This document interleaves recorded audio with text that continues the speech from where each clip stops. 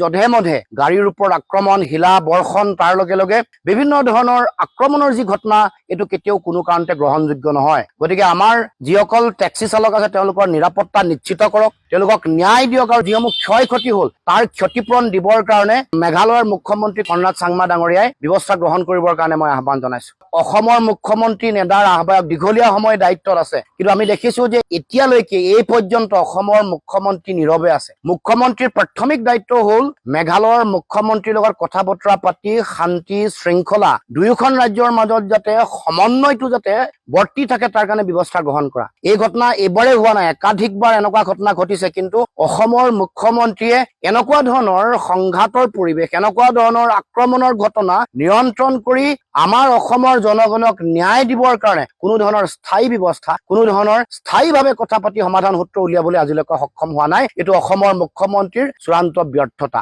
আৰু এইটো অত্যন্ত দুৰ্ভাগ্যজনক কথা। মেঘালয়ৰ শ্বিলঙত শেহতীয়াকে অসমৰ যিসকল টেক্সি চালক আছে সেইসকলৰ ওপৰত আক্ৰমণ চলিছে আৰু বিভিন্ন অসমৰ মানুহৰ ওপৰত চলি থকা যিটো আক্ৰমণ এই আক্ৰমণক মই গভীৰ উদ্বেগ প্ৰকাশ কৰিছো আৰু তীব্ৰ ভাষাৰে গৰিহণা দিছো, কাৰণ এনেকুৱা ধৰণৰ আক্ৰমণ কোনো কাৰণতে গ্ৰহণযোগ্য নহয়। মেঘালয়ৰ মুখ্যমন্ত্ৰী কনৰাড চাংমা ডাঙৰীয়াক মই আহ্বান জনাব খুজিছো যাতে যিসকল দুষ্কৃতিকাৰীয়ে যিসকলে এই আক্ৰমণ সংঘটিত কৰিছে তেওঁলোকক কঠোৰ হাতেৰে দমন কৰে আৰু শান্তি শৃংখলা ৰক্ষাৰ স্বাৰ্থত যাতে কোনো কাৰণত এনেকুৱা ধৰণৰ আইন শৃংখলা জড়িত ঘটনা যাতে সংঘটিত নহয় আৰু আমাৰ অসমৰ যিসকল টেক্সি চালকেই হওক বা অসমৰ পৰা পৰ্যটনৰ কাৰণে যোৱা বিভিন্ন কাৰণত শ্বিলঙলৈ যোৱা মানুহৰ ওপৰত যাতে কোনো কাৰণতে আক্ৰমণ নহয় তাৰ কাৰণে তেওঁ এক শক্তিশালী ব্যৱস্থা গ্ৰহণ কৰক। গণতান্ত্ৰিক আন্দোলনৰ প্ৰতি আমাৰ সকলোৰে শ্ৰদ্ধা আছে আৰু এগৰাকী শক্তিশালী মুখ্যমন্ত্ৰী হিচাপে কনৰাড চাংমাৰ প্ৰতি আহ্বান থাকিব যে গণতান্ত্ৰিক এই আন্দোলনৰ প্ৰতি আমাৰ সন্মান আছে, কিন্তু এনেকৈ জধে মধে গাড়ীৰ ওপৰত আক্ৰমণ হিলা বৰ্ষণ তাৰ লগে লগে